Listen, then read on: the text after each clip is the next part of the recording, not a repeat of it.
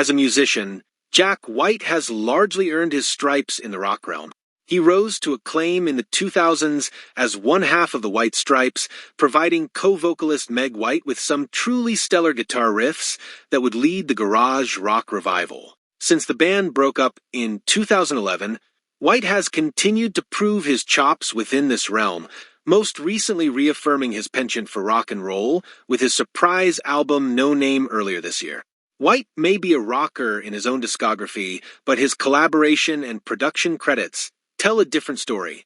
Outside of the White Stripes and his solo work, White has shown off a wide-spanning taste, working with country darlings, contemporary rappers, and even the queen of pop herself, Beyoncé. He's produced post-hardcore projects, records for fellow rockers, and everything in between, but there was one artist with whom the former White Stripe was particularly honored to work with in the early 2000s. White was recruited by country singer Loretta Lynn to produce her album Van Lear Rose, a request he did not take lightly. The rocker was honored by the opportunity to work with a talent like Lynn, telling Vulture that he wished he could have run away with her writings, stating, "It was an amazing plethora of songs.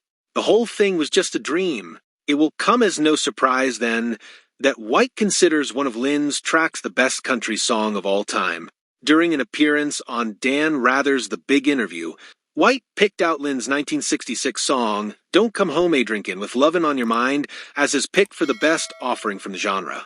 The track opens with some gorgeous country twangs before Lynn's voice comes to the fore over a gentle country sway.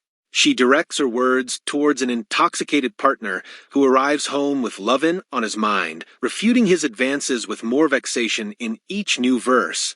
Liquor and love, they just don't mix. She affirms, leave that bottle or me behind. Adorned with twinkling keys and male backing vocalists, Don't Come Home A-Drinkin' with Lovin' on Your Mind truly allows Lynn's voice to shine. She sings with admirable vocal control, her strength mirroring the bitterness in the lyrics, while moments of vibrato show a softer side to the story. In just over 2 minutes, Lynn proves herself to be one of the most talented vocalists in country. White wasn't the only listener who was captivated by Lynn on Don't Come Home A-Drinkin' with Lovin' on Your Mind. When the song was first released, audiences were immediately taken in by Lynn's lyrics and vocals, and the song shot to the top of the country charts. It remains a signature track in her catalog over half a century later. Lynn's contributions to the genre tend to be overshadowed by some slightly bigger names.